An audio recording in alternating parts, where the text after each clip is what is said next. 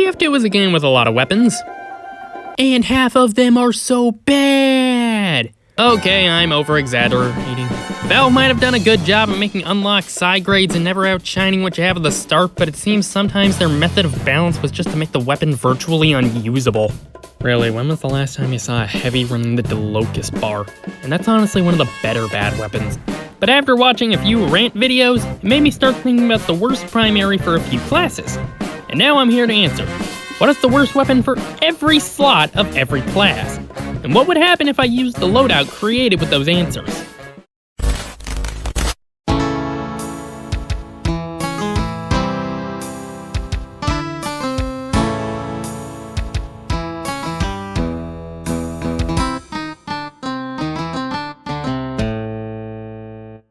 For starters, here are a few basic rules to keep in mind. Number 1, this is mostly based on my opinion combined with some input from the community.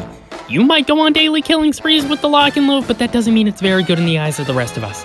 Number 2, I will not choose my weapons to specifically make the final loadout worse. You can definitely make the Fan of War worse by pairing it with the Criticola, but I'm not choosing it for their terrible synergy. Also number 3, no jumper weapons since they were never intended to be used as actual weapons. Just practice tools for perfecting your jumps without damaging yourself. With that out of the way, let's get on to our first class. Scout is swimming in a sea of bad primaries, and the Babyface's blaster takes the cake for me. It only takes 20 damage or 2 double jumps to get rid of all your boost, which just leaves you slower than your base running speed. You can argue for the backscatter, but honestly, for me, it's just a slightly worse scattergun with no passive punishment. The bonk takes the secondary slot, but honestly, the fact that the secondary is really just mediocre says something about the quality of Scout's secondaries more than anything. The melee is between the stock bat and the Sandman, but honestly, to me, a slight bit more mid-range damage pushes the Sandman on, but there is definitely an argument for it being worse. Playing Scout this way is painful. You can't be aggressive because if you do, chances are you'll just lose your boost and die. Even if you play passively, not only will your gun do pitiful damage due to fall-offs, splash damage from the rocket or grenade launcher just get rid of your boost, which is hard to dodge because you're slower at base and can't double jump. You have no mid-range options. The secondary slot is taken up by the bonk and you aren't even using one of the 2 melees that can deal mid-range damage. Playing this way is the most anxiety-inducing way to play TF2. You're never gonna be able to shake the feeling that at any moment you'll just lose all your boost and be left for dead. Really, just pepper some people before you go in, avoid soldiers, and use bonk as an escape tool. It will work much better than if you try and push with it.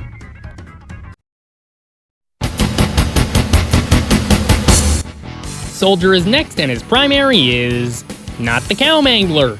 The Cow Mangler has issues, but really in any situation that doesn't involve an engineer or some crit-giving method, it's pretty much identical to stock.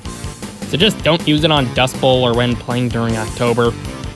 I never thought a weapon would be nerfed based on time of year, but here we are. Liberty Launcher takes the primary slot as the upside barely needs anything while a damage penalty definitely does.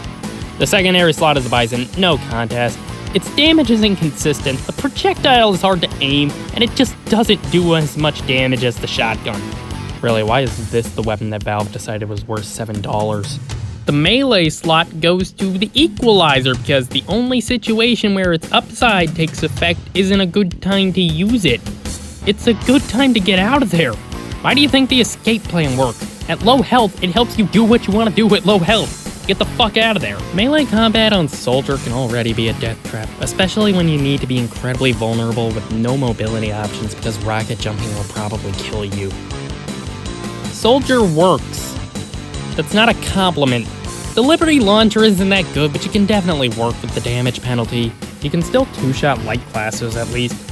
Honestly, this is basically just playing Soldier with just your launcher. The Bison is pretty much obsolete, and the only real use I got out of it was spamming sightlines at snipers. But it does like 24 damage max, and it misses so much you might as well not do it. The Equalizer just sucks. I did not use it at all during my gameplay because, yeah, at low health, the last thing you should be doing is going for melee kills on the second slowest class in the game. You can definitely play the game this way, but dear God, it isn't effective or even that fun.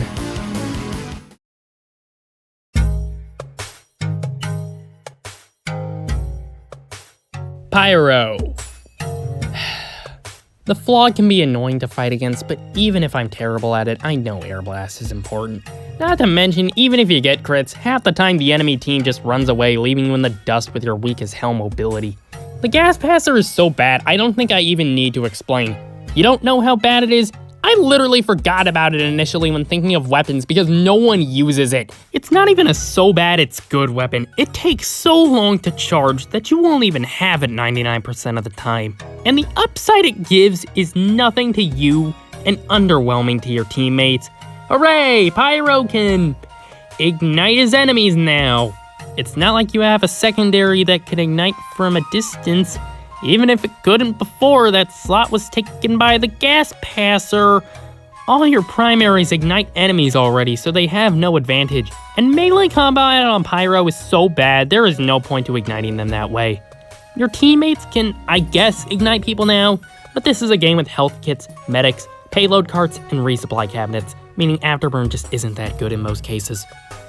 And the hot hand barely functions. If the inspect animation doesn't even work, I don't know what you can expect from it. The attack is split between 2 swings per click. The attacks do bad damage, and the speed boost is too short to make use of. This thing is worse than the stock Fire Axe, which is the only weapon that is an actual direct downgrade. Hell yeah. Hell yeah. This is fucking... Wait. This game mode doesn't count. Well, you're playing Flog Pyro, that's for sure. It's kind of funny to WM1 your way through players, but god, it is not effective. You don't have a secondary 90% of the time, and even when you do, it still sucks. The Gas Passer is so trash, I honestly don't even know if I got a single kill with it the entire game because it uses the same kill icon as the weapon you ignited them with. And the hot hand just doesn't deal enough damage to do anything. Not like Pyro melee combat was that good to begin with. So really, you're just playing Pyro without a secondary, so not effective, but you'll get a kill every now and then just from your WM1ing. I just used WM1 as an actual verb. I am slowly going insane.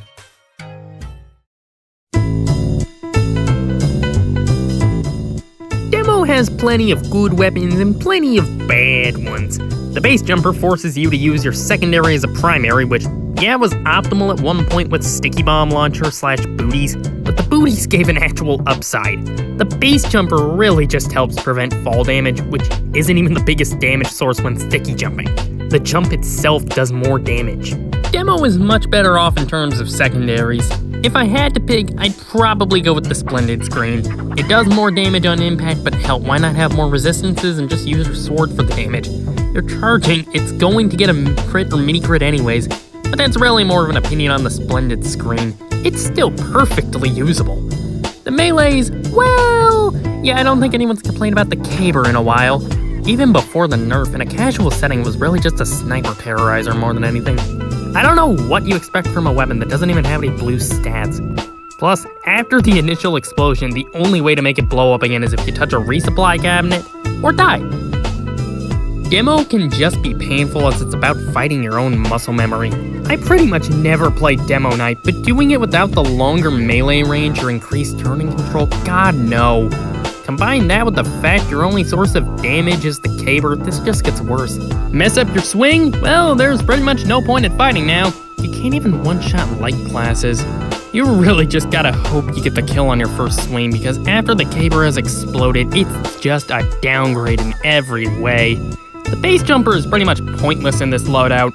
You might think it could be used in some trimping bullshit, but you can't pop it mid-charge, and honestly, I don't think losing the extra damage on the Caber by ending your charge early is worth making yourself a sitting duck in the air. So pretty much just playing Caber Knight without the booties.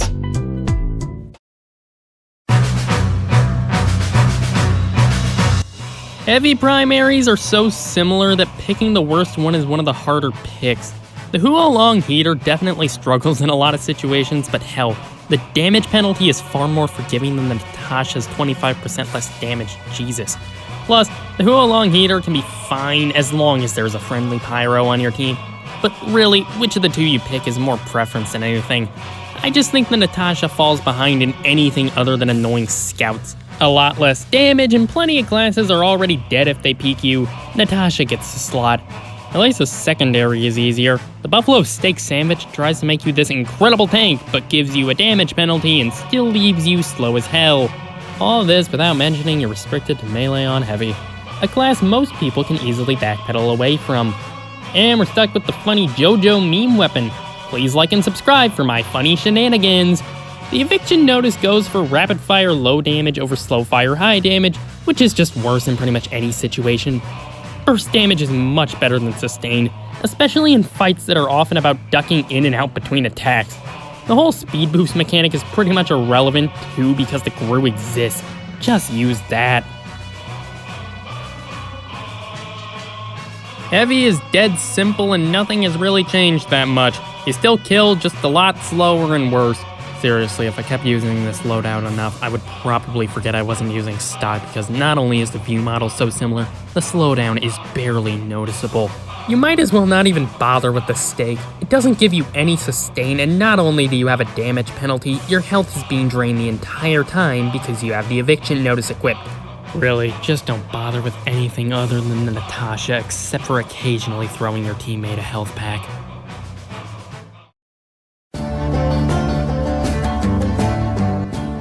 Engineer has the easiest primary pick and it's not challenging in any form. The Thompson does bad damage, is hard to hit with because it has a slow projectile, and somehow the most broken part of the weapon is in its reload animation. Hell, all of Engineer's slots are pretty easy. The short circuit chews through metal and is just outclassed by the admittedly small competition, and the Southern hospitality is just underwhelming. You can track spies better, I guess. I mean, you probably didn't need the bleed to do that, and if you were using stock, there was a decent chance you would insta-kill that spy anyways. This is probably the most usable of all the loadouts. I mean, the Thompson is the only weapon here that's actually bad, while the short circuit is just situational, and the Southern hospitality's downsides barely mean anything in the grand scheme of things. I mean, your sentry is going to be doing most of the work in general, so you're not really at too much of a disadvantage. Hell, if you're on more choky maps, the Thompson isn't even that bad. If you spam it down there long enough, you're bound to hit something. Really, the best strategy is to just make a nest, ignore the short circuit unless you get barraged, and only ever use the Thompson as a mid-range spamming tool. Don't try playing offensively with your sentry. You don't have the damage to keep up.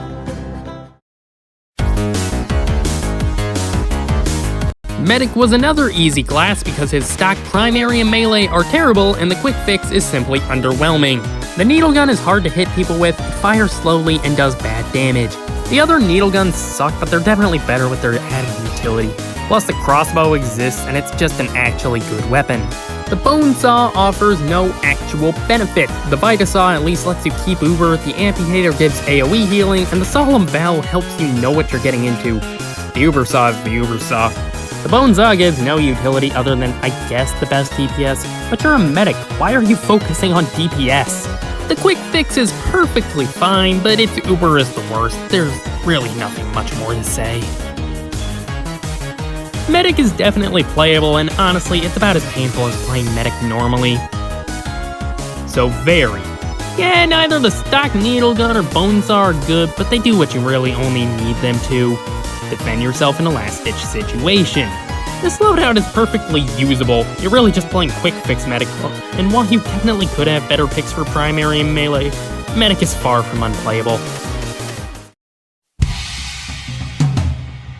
Classic did not deserve the stats it got, and that is entirely because it looks sick as fuck. Holy shit, but the Classic is just bad.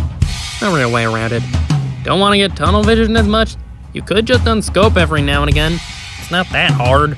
The Classic pretty much only has one upside, being that you can charge it behind cover before you peek, but that is not worth having to fully charge to do headshot damage. The Razorback is a weapon that basically doesn't exist if no one on the enemy team is playing Spy. You could make the same argument for the Danger Shield, but there are more things that can deal fire damage, and Pyro is a much more common class in Spy due to the fact that Pyro can actually function. The Tribal Man's Shiv is just pathetic. Its damage is awful, and at close range, a sniper, it does not matter if it will technically lead to more damage over time. By the time they've taken all that bleed damage, you're already dead. I will admit, I went into this loadout and I had more fun than I thought I would. But after a bit I realized, oh wait, I'm playing against a team of like 3 snipers on a 2-4 instant respawn server. I knew this was far from what an actual game would be like, so I decided to play a bit more on Uncletopia, where people actually try, and promptly got my ass kicked. The classic is really hurt by its inability to quickscope. You have to fully charge if you want to do anything, which means you do not have enough time to charge up a lot of the time, and sniper 1v1s are just painful. Not to mention how slow you move while charging. I feel like I could write a novel in the time it takes me to cross a simple hallway. The Razorback was there in spirit, but it is not an effective spy deterrent against anyone using their gun. You know how many times my Razorback got broken in the gameplay I recorded? 0. No one with more than 30 minutes in the game will stab your Razorback. And the Tribal Man's Shiv sure does cause bleed damage, it's just that it's only causing bleeding in my head. If they're near a health pack, any chance of you getting damage goes away. Sniper melees need to get fights over with quickly. You're a sniper, and any second that Demo Knight is near you, you're only increasing the chance of death, meaning damage over time isn't looking too hot.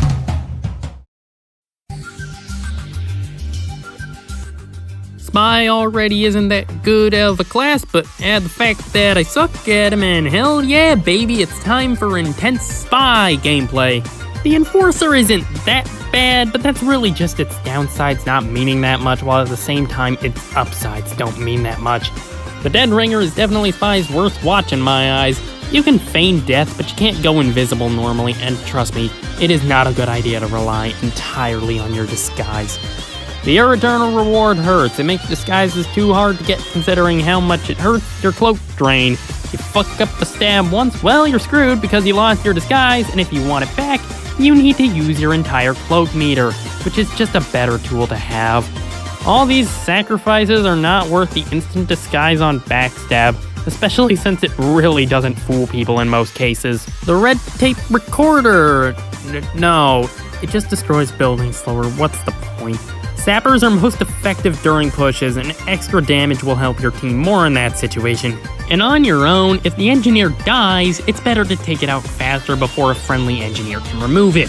But honestly, if the engineer is alive and you die, your sapper is good as dead most of the time. Also, if anyone brings up the "it keeps the mini sentry alive longer," which helps against gunslinger engineers argument, please stop repeating YouTubers and realize that the engineer will 100% get his aimbot buddy running again to kill you. This wasn't fun. Cloak is so much more effective than disguises. There's a reason the Dead Ringer is annoying more than anything. And hell, your disguise, the only thing you have to get behind enemies, is heavily limited because of the Your Eternal Reward. The Enforcer is just mid. It has no real downside and no real upside, but really, with how limited the Your Eternal Reward makes disguises, there is no real reason to use this thing. The red tape recorder just sucks. It's slower and there is no real reason to use it. But that's every class's worst weapon for every slot. What have you and I gained from this video? Absolutely nothing. Bye-bye.